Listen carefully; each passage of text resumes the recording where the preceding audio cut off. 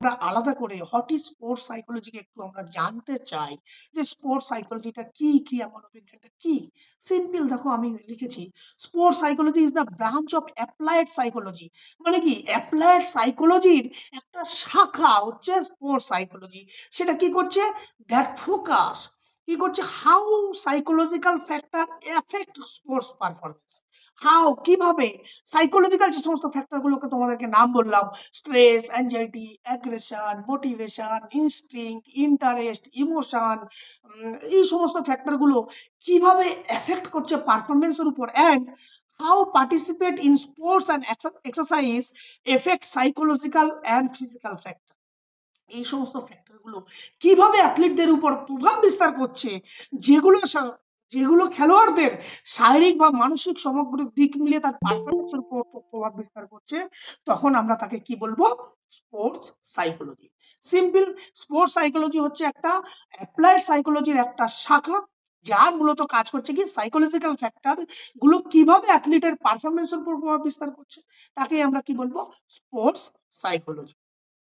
এখন যদি স্পোর্টস সাইকোলজির একটা ডেফিনেশন আমরা দেখতে চাই, আমেরিকান সাইকোলজিক্যাল কর্পোরেশন এপিএ একটা খুব সুন্দর ডেফিনেশন দিয়েছে। কি দিয়েছে? Sports psychology is the study how psychological factor effect athletes performance. কিভাবে সাইকোলজিক্যাল ফ্যাক্টর গুলো অ্যাথলিট পারফরমেন্সের উপর প্রভাব বিস্তার করছে, এবং and how participate in sports exercise effect psychological and physical wellbeing, এবং কিভাবে এই ক্রিয়া এবং ক্রিয়া জগতে যে সমস্ত ব্যক্তি আছে তাদের যে এই যে শারীরিক এবং মানসিক ভাবে কিভাবে যে প্রভাব বিস্তার করছে সাইকোলজিক্যাল ফ্যাক্টর গুলো, সেটাই হচ্ছে স্পোর্টস সাইকোলজি। এখন এই স্পোর্টস সাইকোলজির মূলত উদ্দেশ্য কি, অবজেক্টিভ কি, আমরা কেন স্পোর্টস সাইকোলজিটা এতটা বেশি জরুরি, কেন আমাদেরকে জানতে হবে, কেন আমাদেরকে পড়া দরকার স্পোর্টস সাইকোলজি সম্পর্কে। আমি এখানে দেখো সিম্পল কতগুলো পয়েন্ট করে লিখেছি কেন আমরা জানবো। To enhance athlete performance through mental training. এই যে যে স্পোর্টস সাইকোলজির কি করবে একজন মানসিক প্রশিক্ষণ, মানে মেন্টাল ট্রেনিং মানে কি তোমাকে মানসিকভাবে প্রস্তুত করবে। কিসের জন্য প্রস্তুত করবে? একজন খেলোয়াড়কে প্রস্তুত করবে কেন? যাতে তার পারফরমেন্সকে সঠিকভাবে ডেভেলপ করতে পারে, তার পারফরমেন্সকে উন্নতি করতে পারে। তার জন্য এই যে সাইকোলজিক্যাল যে সমস্ত ফ্যাক্টর গুলো আছে সেগুলোকে ডেভেলপ করার, কোনোটাকে ডেভেলপ করতে হবে, কোনোটাকে কন্ট্রোল করতে হবে। সেই সমস্ত প্রসেস কি করবে? কিসের process? Mental process, mental training. তার মাধ্যমে সেগুলোকে ডেভেলপ করবে। কেন ডেভেলপ করব? যাতে ক্রিয়া পারফরমেন্স সর্বোচ্চ পর্যায়ে বৃদ্ধি করা যায় সেক্ষেত্রে। আর কি করবে?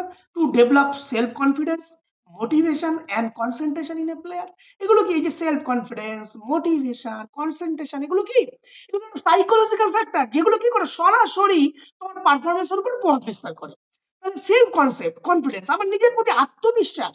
আমি একটু কোনো কিছুকে পারফরমেন্স করতে যাব, ভালো পারফরমেন্স, যদি আমার সেটার উপর নিজের প্রতি যদি আত্মবিশ্বাস না থাকে, তাহলে আমি কি সেটার প্রতি আমি ভালো পারফরমেন্স কখনো করতে পারবো? কখনোই করতে পারবো না। মোটিভেশন, মোটিভেশন মানে কি? পেশনা, পেশনা কি? একটা আভ্যন্তরীণ ফোর্স, যে ফোর্সটা তোমাকে কোনো একটা পার্টিকুলার কাজ করার জন্য তোমাকে কন্টিনিউয়াস তাড়িয়ে নিয়ে বেড়াবে। ইন্টারনাল ফোর্স, এই কাজটা করো, এই কাজটা করো, এই কাজটা করতে হবে, করতে হবে, করতে হবে। এই যে পরীক্ষার আগের দিন, এক্সামের আগের দিন তুমি না চাইলেও বই পড়ো, এই যে কি তোমাকে ভিতর থেকে একটা ফোর্স তোমাকে কাজ করছে, ঠেলছে একটা কাজের প্রতি। তাহলে এই যে মোটিভেশন, এগুলো কনসেন্ট্রেশন, কনসেন্ট্রেশন মানে কি? দুনিয়ায় হাজার কিছু চলছে, তোমরা এখন বাইরে অনেক কিছু চলছে, অনেকে কেউ কেউ খুব মনোযোগ দিয়ে আমার ক্লাসটা শুনছো, আমার কথা শুনছো, পার্টিকুলার আমার দিকে ফোকাস করছো। সেই ফোকাসটা আমি তোমাদের একটা, যদি একটা গল্প করে বলবো লাস্টে গোল সেটিং বলার সময়, ফোকাস যদি আমাদের ঠিক না থাকে, কনসেন্ট্রেশন যদি এই পার্টিকুলার জিনিসের প্রতি না থাকে, তাহলে কি হবে? তুমি গেম খেলছো, হঠাৎ করে তোমাকে বাইরে থেকে বল আসছে, তোমার কনসেন্ট্রেশন অন্যদিকে, দর্শকের দিকে তোমার অ্যাটেনশন চলে গেল, হঠাৎ করে বলটা এসে তুমি কি সঠিক পারফরমেন্স করতে পারবে? কখনোই পারবে না। তাহলে একটা ভালো পারফরমেন্স করতে গেলে তোমাকে এই সমস্ত সাইকোলজিক্যাল ফ্যাক্টর গুলোকে তোমাকে ডেভেলপ করা দরকার। এবং এগুলো যদি তুমি ডেভেলপ করো, তাহলে কি হবে? আলটিমেট তোমার সাইকোলজি, তোমার স্পোর্টস পারফরমেন্স ডেভেলপ হবে। আর কি আপডেট হতে পারে? To manage stress, anxiety and emotion control during competition. Very good point. দেখো আগের যে সাইকোলজিক্যাল ফ্যাক্টর গুলো ছিল সেগুলোকে আমরা কি বললাম? ডেভেলপ করতে হবে। যে টু ডেভেলপ, দেখো ভালো করে, টু ডেভেলপ মানে আমাদেরকে এগুলোকে বৃদ্ধি করতে হবে। আবার এখানে আমি কি লিখছি? To manage. কেন এগুলোকে ডেভেলপ করলাম না? ম্যানেজ স্ট্রেস, স্ট্রেস মানে কি? চাপ। এই যে পরীক্ষার আগে অনেক সময় বা পরীক্ষা নিয়ে কিছু নিয়ে ভয়, নার্ভাসনেস হয় তো মনের ভিতর, ফিল হয় যে আমি কি পারবো কি পারবো না, নিজের মধ্যে ফিল হয়, হাত পা ঘামে। অনেক সময় খুব রাগ হয়ে যায়, না কিছু ভালো লাগে না, পরীক্ষার আগে খুব টেনশন হয় কি ছটফট করো, হয়তো। তাহলে কি এগুলোকে যদি তুমি কন্ট্রোল না করতে পারো, এগুলো কি ডেভেলপ করবে? কি ডেভেলপ করবে? তুমি পরীক্ষার আগে অনেক বেশি স্ট্রেস হবে, অনেক বেশি উত্তেজিত হয়ে পড়বে, অনেক বেশি অ্যাগ্রেসিভ হয়ে যাবে, তাহলে কি তোমার পারফরমেন্স ভালো হবে? হবে না।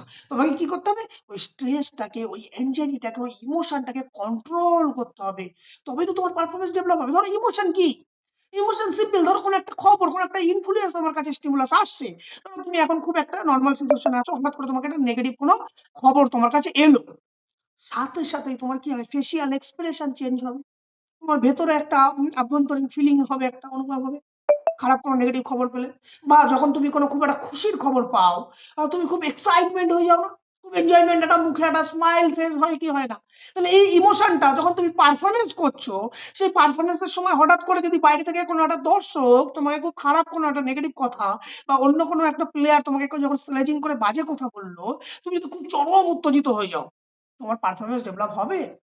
হবে না। তাহলে ওই ইমোশন ফ্যাক্টর গুলোকে তোমাকে কি করতে হবে? রেগুলেট করতে হবে, কন্ট্রোল করতে হবে, ম্যানেজ করতে হবে। সেগুলো ম্যানেজ কে করবে? স্পোর্টস সাইকোলজি করতে জানতে সাহায্য করবে। তবেই পারফরমেন্স ডেভেলপ হবে।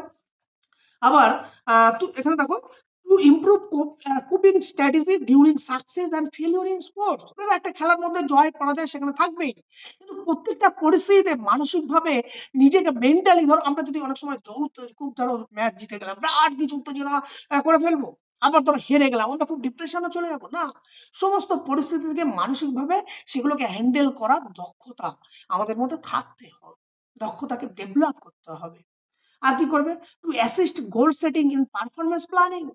স্পোর্টস সাইকোলজি কি করবে? গোল সেটিং, লক্ষ্যটাকে নির্ধারণ করতে সাহায্য করবে, এবং যে পারফরম্যান্স করবে সেই পারফরম্যান্সের প্ল্যানিং, পারফরম্যান্স মাফিক তোমাদের কোনো কিছু পরিকল্পনা করতে সাহায্য করবে। এই যে ধরো, যখন বিভিন্ন প্রকার ইন্টারন্যাশনাল বলো বা এমনি তোমাদের ইন্টার ইউনিভার্সিটি বা ইন্টার কলেজ যখন কোনো খেলা হয়, যখন স্পেসিফিক কোনো প্লেয়ারকে বাছাই করা হয় সিলেকশন ট্রায়ালের মাধ্যমে, তারপরে সেই প্লেয়ার গুলোকে কি হয়? স্পেসিফিক কোনো ট্রেনিং দেওয়া হয়। কেন ট্রেনিং দেওয়া হচ্ছে? পার্টিকুলার কোনো একটা পরিকল্পনা করা হচ্ছে। বা কম্পিটিশনের আগে তুমি কি ধরনের অ্যাক্টিভিটি করবে, কম্পিটিশনের পরে তুমি কি ধরনের অ্যাক্টিভিটি করবে, ডিউরিং কম্পিটিশনের 1 মাস আগে তুমি কোন ধরনের অ্যাক্টিভিটি করবে, এগুলো সমস্ত কি একটা প্রিপারেশন, পরিকল্পনা। এই পরিকল্পনা করতে কে সাহায্য করবে? সাইকোলজিক্যাল আমাদেরকে সাহায্য করবে। তাহলে এই সমস্ত সাইকোলজিক্যাল ফ্যাক্টর গুলো আমাদের সঠিকভাবে প্ল্যান করতে সাহায্য করবে, এবং আমাদেরকে লক্ষ্য, গোলটাকে অ্যাচিভ করার জন্য আমাদের লক্ষ্য স্থির করতে সাহায্য করবে। আর কি করবে? To study psychological factor influence physical activity and sports behaviour.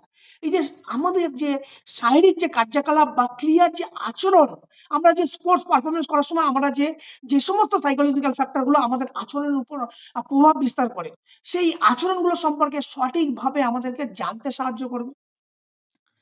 সেটা কি করবে? কি করে জানবো? Sports psychology. এছাড়া দেখো আরো কতগুলো আছে। টু প্রমোশন টিম কোহেশন এবং এন্ড এফেক্টিভ ইন্টারপার্সোনাল কমিউনিকেশন। যেটা হচ্ছে কি, টিম গ্রুপ ডাইনামিক, একটা টিমের মধ্যে যখন তুমি কোনো গ্রুপ কম্পিটিশন করবে, সেই দলের মধ্যে কি হয়? পরস্পরের মধ্যে একটা যোগাযোগ বা একটা সংযোগ বা একটা সমন্বয় থাকা দরকার।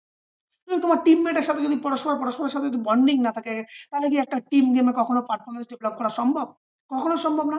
তাহলে টিম কোহেশন কিন্তু একটা ভীষণ গুরুত্বপূর্ণ, এবং ইন্টারপার্সোনাল কমিউনিকেশন কিন্তু একটা গ্রুপের মধ্যে যখন খেলা চলে, প্রত্যেকের মধ্যে একটা কমিউনিকেশন কিন্তু ভীষণ গুরুত্বপূর্ণ। সেখানে টিমমেট হতে পারে, কোচ হতে পারে, সবার সাথে একটা সুসম্পর্ক বজায় রাখা দরকার। এখন এই সুসম্পর্ক যদি বজায় রাখো, তবেই কিন্তু পারফরমেন্স ডেভেলপ হবে। আবার to reduce performance anxiety burnout in athlete. এই যে ক্রীড়াবিদদের যখন পারফরমেন্স, যে খেলোয়াড়দের যখন পারফরমেন্স, তার ফলে যে তার যে উদ্বেগ, এই যে অ্যাংজাইটি মানে কি? উদ্বেগ, যে অতিরিক্ত অ্যাংজাইটি হয়ে গেল, তার ফলে কি অনেক সময় মানসিক, অনেক সময় ক্লান্তি, ফ্যাটিক চলে আসে। তাহলে এই মানসিক ফ্যাটিককে দূর করতে সাহায্য করবে কে? এই স্পোর্টস সাইকোলজি। আর কি আছে? To aid in rehabilitation from injury through psychological technique.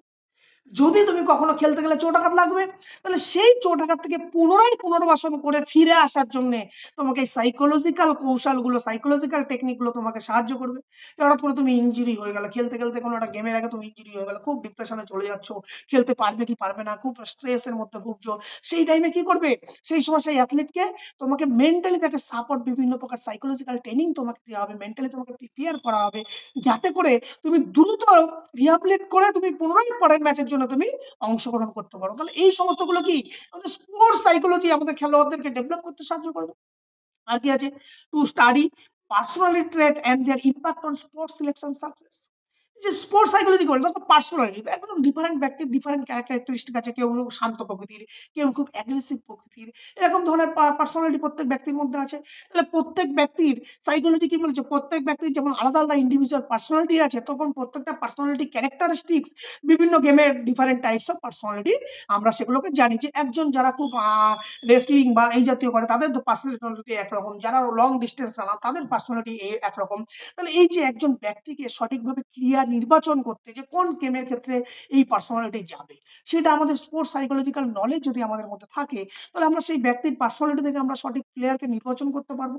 এবং যদি আমরা সঠিকভাবে নির্বাচন করতে পারি, তাহলে ইন ফিউচারে কি হবে, তার সফলতা প্রবণতা অনেকটাই বেশি হবে। যে আমরা যদি সঠিক প্লেয়ারকে, যে না এই আমরা যে একটা লং ডিস্টেন্স যারা রানার হয় তারা সাধারণত শান্ত প্রকৃতির হয়। এখন আমি যদি খুব অ্যাগ্রেসিভ কোনো পার্সোনালিটি প্লেয়ারকে যদি আমি লং ডিস্টেন্স রানার করি, তাহলে কি হবে, তার প্রবাবিলিটি কম থাকবে ইন ফিউচার সাকসেস হওয়ার জন্য। তাহলে সেই সমস্ত কিছু আবার যদি আমি সঠিক কোনো একটা শান্ত প্রকৃতির কোনো একজন অ্যাথলিটকে যদি আমরা সিলেক্ট করি লং ডিস্টেন্স রানারের জন্য, তার যে ফিজিক্যাল অ্যাপিয়ারেন্স দেখে, তাহলে আমরা কি ভবিষ্যতে তার প্রবাবিলিটি কি থাকবে ভালো পারফরমেন্স দেওয়ার জন্য।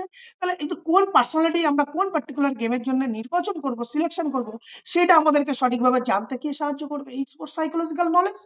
স্পোর্টস সাইকোলজিক্যাল নলেজ কিন্তু এতটাই গুরুত্বপূর্ণ। কেন গুরুত্বপূর্ণ, কারণ স্পোর্টস সাইকোলজি তোমার মেন্টাল প্রসেসকে জানতে সাহায্য করছে, তোমার বিহেভিয়ার থেকে তোমার মেন্টাল প্রসেস সম্পর্কে স্টাডি করছে। তাহলে স্পোর্টস সাইকোলজি নলেজ যদি তুমি ভালোভাবে থাকো, অন্য ব্যক্তি কি ধরনের আচরণ করছে, সে তার বিহেভিয়ার কেমন, তার মানে কি তার বিহেভিয়ার আগে তার মেন্টাল প্রসেস এগুলো চলে, তাহলে সেগুলো তুমি আগে থেকেই বুঝতে পারো।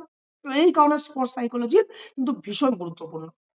এখন এই তো গেল অবজেক্টিভ অফ স্পোর্টস সাইকোলজি। এখন ইম্পর্টেন্ট